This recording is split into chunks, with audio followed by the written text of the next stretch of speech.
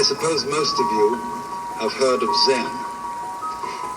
But before going on to explain any details about it, I want to make one thing absolutely clear. I am not a Zen Buddhist. I am not advocating Zen Buddhism. I'm not trying to convert anyone to it. I have nothing to sell. I'm an entertainer.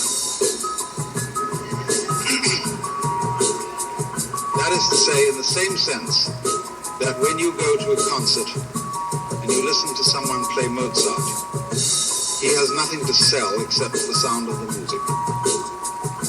He doesn't want to convert you to anything. He doesn't want you to join an organization in favor of Mozart's music as opposed to, say, Beethoven's. And I approach you in the same spirit as a musician with his piano or a violinist with his violin.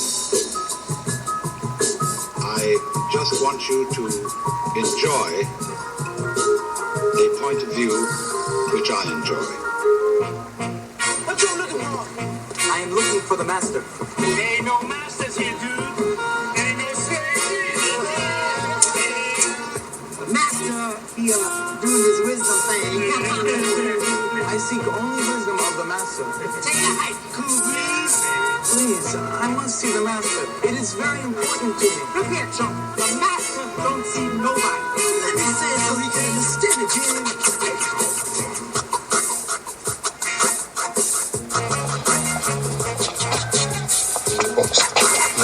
Listen, you go, you knock. You say, I have come for my umbrella. She will say, please come. Boss, don't make me mad. I don't want any trouble. Boss, life is trouble. Only death is not. To be alive is to undo your belt and look for trouble. Well, see, that's history. That's the raw, funky, stanky stuff of life. That's what blues man do. That's what jazz man do. See, I'm a blues man in the life of the mind. I'm a jazz man in the world of ideas. Therefore, for me, music is central. So when you're talking about poetry, for the most part, Plato is talking primarily about words. Whereas I talk about notes, I talk about tone, I talk about tempo, I talk about rhythms. See, for me, music is fundamental. Philosophy must go to school not only with the poets, philosophy needs to go to school with the musicians.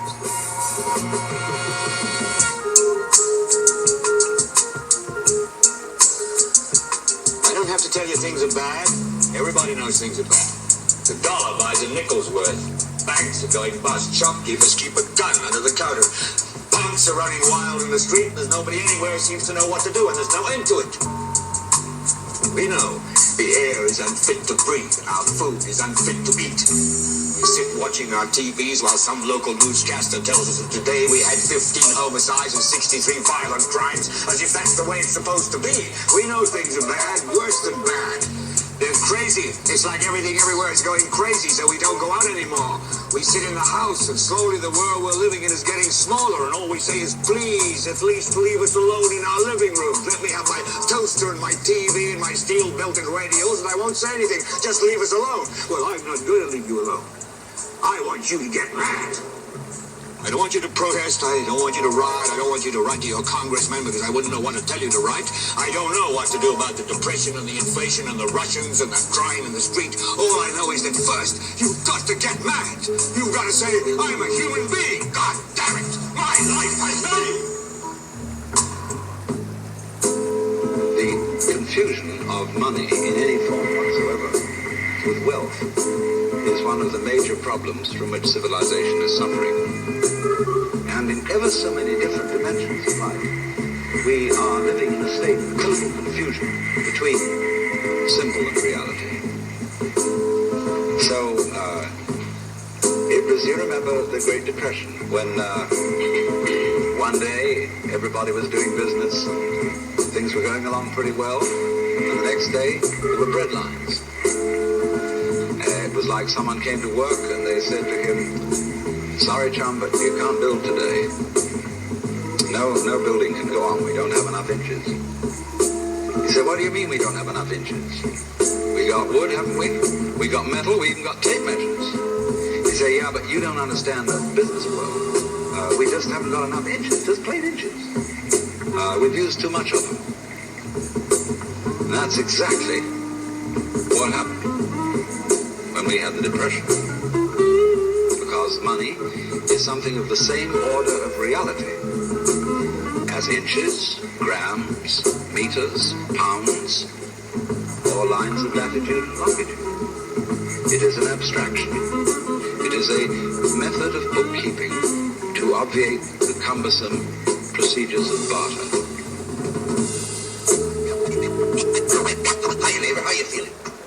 Not a penny. Oh, now, come on. Herbie, did I ask you for any money? You got that look in your eye. No, listen, clean me out that crap game, didn't you? You gave me a lesson, that's all I know. Do me a favor, loan me $50. Schmitty, I can't lend you $50. Oh, yes, you can. No, I can't. All I got is $40, that's all. All right, give me the $40 and you owe me 10. That's right. How come I owe you 10? Well, what did I ask you for? And how much did you give me? 40. So you owe me $10. That's right. But you owe me 40. Now, don't change the subject. I'm not changing the subject. You're trying to change my mind. Come on now, give me my $40. All right, there's your $40. Now, give me the $10 you owe me. I'm paying you on account. On account? On account, I don't know how I owe it to you. That's the way you feel about it? It's the last time I'll ever ask you for the loan of $50. Wait a minute, Smitty. Can I loan you $50 now? Well, give me the 30 and you owe me 20. Okay, well, this is getting worse all the time. First I owe him 10, now I owe him 20. Why do you run yourself into debt? I'm not running in, you're pushing me. I can't help it if you can't handle your finances. I do all right with my money. Hey, you're doing all right with mine, too. I asked you for a loan of $50, you gave me 30. So you owe me $20. 20 and 30 is 50. No.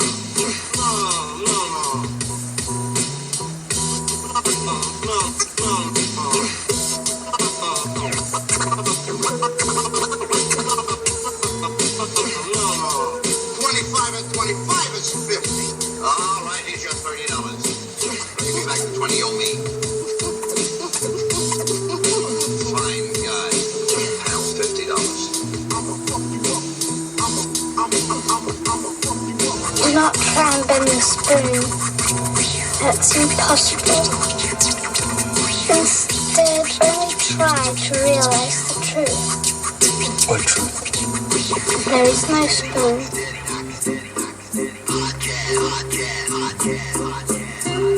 When I first learned martial arts, I too have challenged many established instructors, and of course some others challenging me also. But what I have learned is that challenging means one thing. What is your reaction to it? How does it get you? Now, if you are secure within yourself, you treat it very, very, very lightly, because you ask yourself, am I really afraid of that? And if I do not have such doubt, and if I do not have such feeling, I would certainly treat it very lightly, just as today the rain is going on strong, but tomorrow maybe the sun is going to come out again. I mean, it's like that type of a thing. I had a discussion with a great master in Japan on the last visit there, and we were talking about the various people who are working to translate the Zen books into English. And he said that's a waste of time. If you really understand Zen, he said, you could use any book. You could use the Bible. You could use Alice in Wonderland. You could use the dictionary. Because, he said, the sound of the rain needs no translation. So what does the rain say? Evening rain. It is the banana leaf that speaks of it first. You see, that's the point.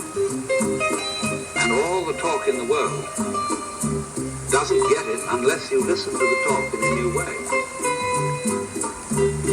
The sound of the rain needs no translation. So then,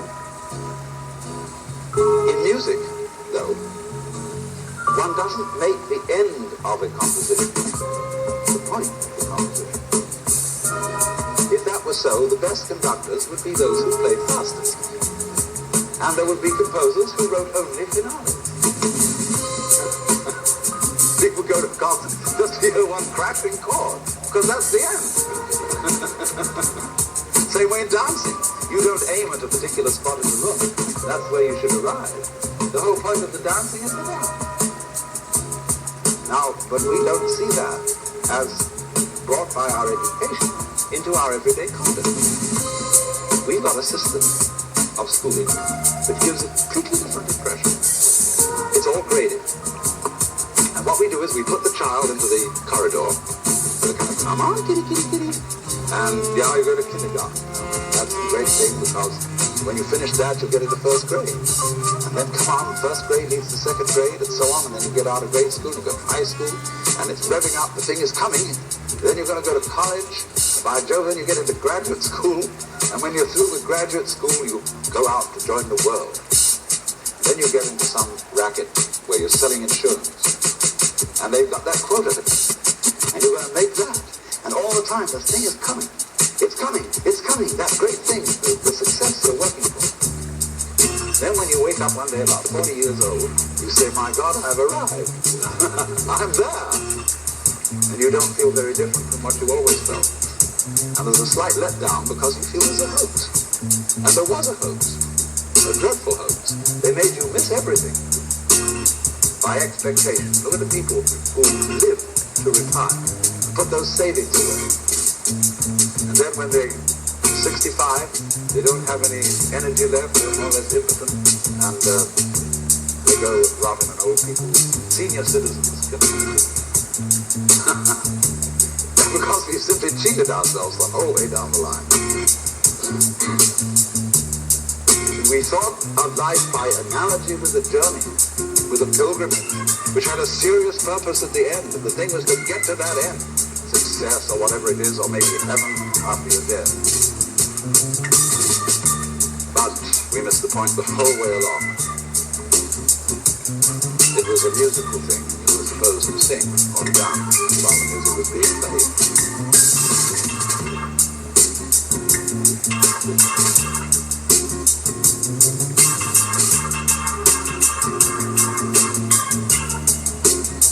Intuition. And what is it and how does it work? Well, it's a feeling into things that comes to answers and leaves no trail. That's the thing. It leaves no trail. So you have it, but you haven't the argument for it. And so its power must reside in its truthfulness. So the power of intuition lies in its ability to express truth in contravention to the forward flow of logic and casuistry. Well, is it always to be this, you know how the Tao is presented as this Eastern concept that you can barely wrap your mind around and that hovers at the edge of intelligibility. Well, really, in these so-called obscure Oriental philosophical stances always turn out to have a corollary in Western thinking, and the corollary to the Tao, to Taoism, is intuitionalism, is, you know, an ability to sense the constraints and opportunities in the moment and act through it. Intuition. And intuition is always presented in the dominator society as 1 vague, 2 feminine, 3 unreliable. But this is simply because of this bias toward deductive and inductive systems whose falsity I have just demonstrated to you. In fact, in the felt domain of experience called living, intuition is how most of us, even the most self-defined as non-intuitional, are operating. Intuition is a kind of field processing of both the foreground and the background of experience. It's a Gestalt understanding that is subliminal, and that leads the whole organism through an invisible set of creodes towards the maximizing of some kind of a goal.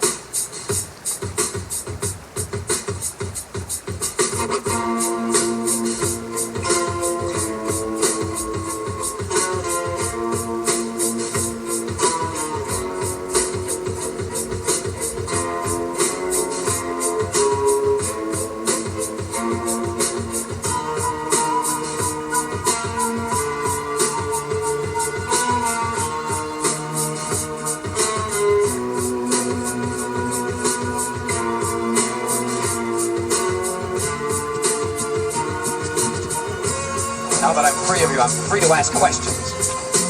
Explain yourself. What did you mean by kicking in the ferry boat? Of the two of us, you are the one who is blind. Blinded by what you see. I want an answer, not all this philosophy. I damaged the boat because if I hadn't, the soldiers would have used it to cross the river, and the old man and all his family would have been killed. Achieving his happiness, perhaps. But how did you know the soldiers were coming? Did you hear them? No. The stone wall. Why did you stop to repair it? There was a bag of coins partly exposed in the stones. I repaired the wall so the soldiers wouldn't find it and steal it, leaving the widow and her children without means. You couldn't see the bag. Did you smell it? No. The boy. Explain the boy. The boy. You mutilated the boy. You broke his nose. A beautiful boy. Too beautiful. He was a tyrant. He would have grown up to be worse. I freed his parents from their bondage to his beauty.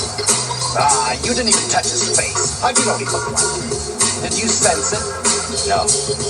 But I freed his parents, and the boy too.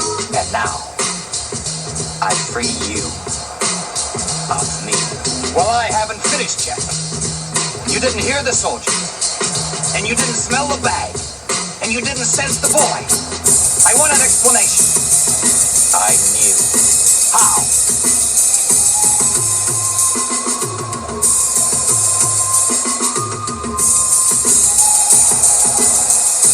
You were through here before. How many times?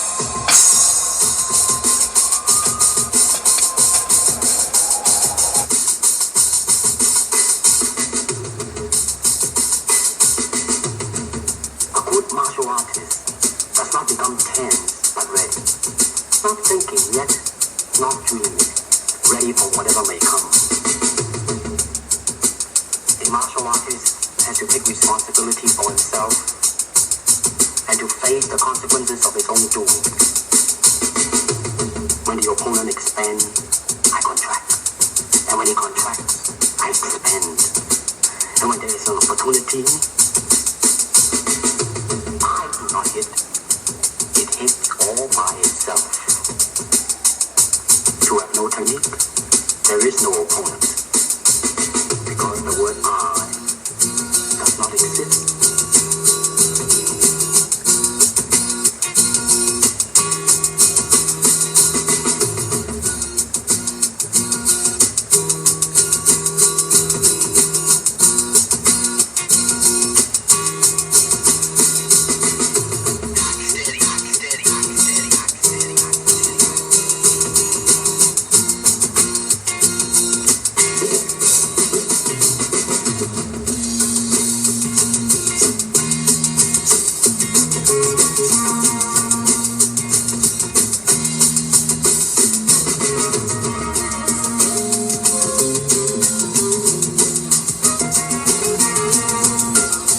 There is no spoon. Then you'll see that it is not the spoon that bends, it is only yourself.